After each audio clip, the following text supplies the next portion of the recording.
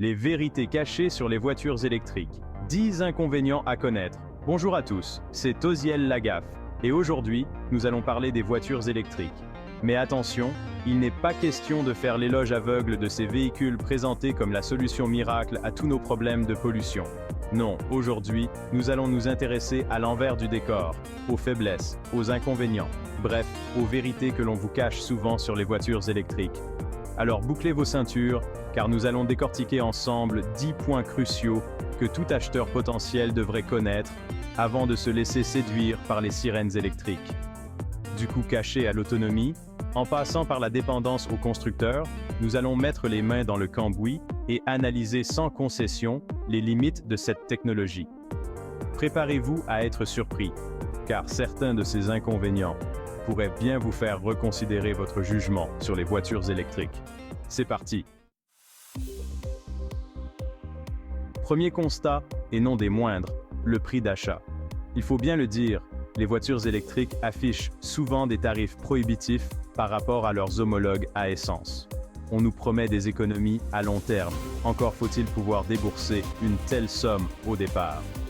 Un frein majeur pour de nombreux ménages, et les constructeurs l'ont bien compris. Alors oui, il existe des subventions gouvernementales, des bonus écologiques, mais ces mesures restent souvent insuffisantes pour combler le fossé financier avec les véhicules thermiques. On nous vante souvent le coût d'entretien réduit des voitures électriques. Effectivement, fini les vidanges et les changements de filtres réguliers. Mais attention, en cas d'accident, la facture peut vite grimper en flèche. Les réparations sur les composants électriques, notamment la batterie, coûtent extrêmement cher. Et le comble, c'est que le réseau de garages spécialisés dans les voitures électriques est encore peu développé, ce qui limite la concurrence et fait flamber les prix. Passons maintenant à un aspect plus pernicieux, la dépendance aux constructeurs. Les voitures électriques sont bardées d'électronique, de logiciels, de mises à jour. Et qui dit mise à jour, dit dépendance totale au bon vouloir du constructeur. Certains n'hésitent pas à délaisser les anciens modèles, rendant les réparations complexes et coûteuses. Un peu comme votre téléphone portable qui devient obsolète au bout de quelques années, vous forçant à en racheter un nouveau. Chapitre 4. Le casse-tête des tarifs de recharge. Autre point noir, le labyrinthe des tarifs de recharge. On nous promet une recharge simple et rapide, mais la réalité est souvent tout autre. Entre les abonnements, les cartes prépayées, les tarifs au kilowattheure ou à la minute, impossible de s'y retrouver. Et que dire des prix exorbitants pratiqués par certaines bornes de recharge rapide? On est bien loin de la simplicité et de la transparence promise. Chapitre 5. La décote galopante. Abordons maintenant la question de la décote. Les voitures électriques, de par l'évolution rapide des technologies, se dévaluent à vitesse grand V. Acheter une voiture électrique aujourd'hui, c'est prendre le risque de la voir perdre une part importante de sa valeur en seulement quelques années. Un critère à prendre en compte si vous envisagez de revendre votre véhicule à moyen terme. Chapitre 6. La vitesse de recharge limitée. On nous promet des temps de recharge rapides, mais là encore, la réalité est souvent en deçà des promesses. Certains constructeurs, pour des raisons économiques, brident volontairement la vitesse de recharge de leur véhicule.